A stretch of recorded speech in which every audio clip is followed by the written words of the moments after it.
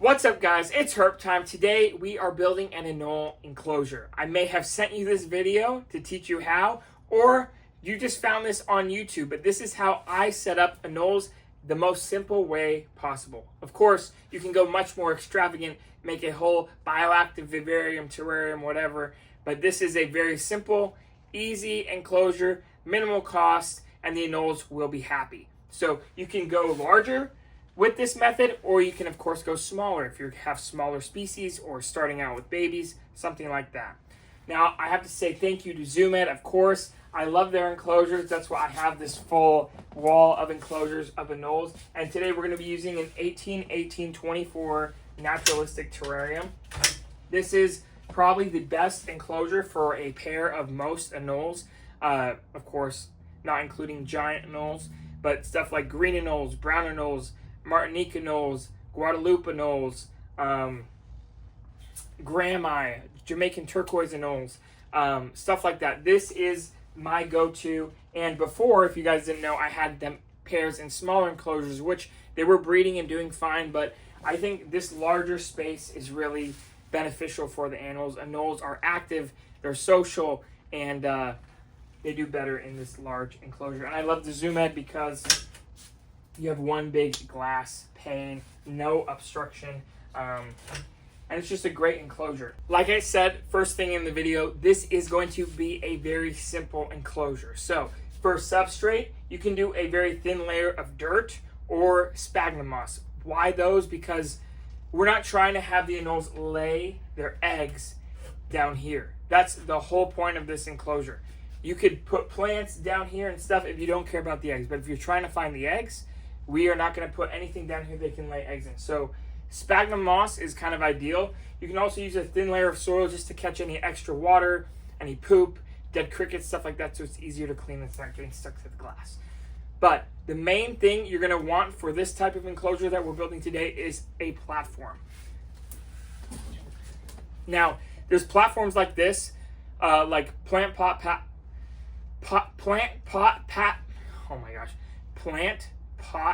platforms that you can get on Amazon. But I really like this paludarium platform. Oh my gosh, so many P's that ZoomEd makes.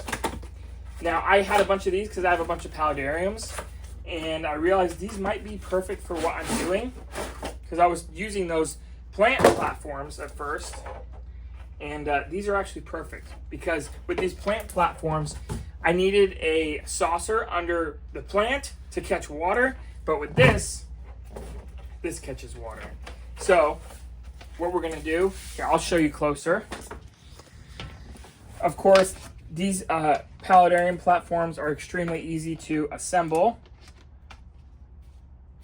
Pretty dummy proof. You just put the legs in where you want them. You put this in here.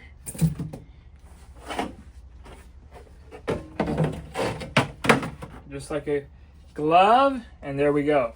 And now, all we're gonna do on top of that, this is the main centerpiece of the enclosure. You're gonna have to go to a garden center, somewhere like that, find a nice large pothos, elevated, and with lots of vines. You cover that platform, it looks really nice, and now the anoles have somewhere to lay that you can pull out whenever you need to. And they have lots of cover. And of course, after that, you're gonna need branches. I went and cut these myself. You can use different types of branches. This is oak, I believe.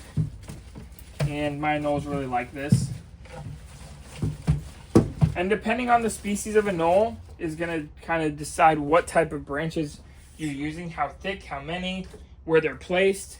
Brown anoles, for example, like bigger, thicker branches, they're a trunk species, so they're going to want to be on trunks. The Martinique anole, which is what we're putting in here, is kind of a generalist. They're the only species of anole on the island they come from. So they live on the trunks, they live higher in the trees, so they like it all. So I offered, of course, a larger trunk down here, some branches here. Definitely want to make sure they have some branches that are under the the UV lights.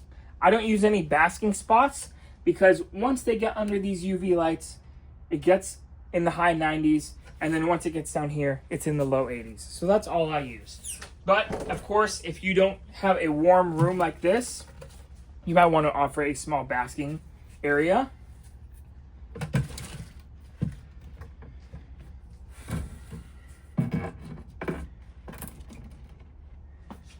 Now I know it's a little crowded in the front.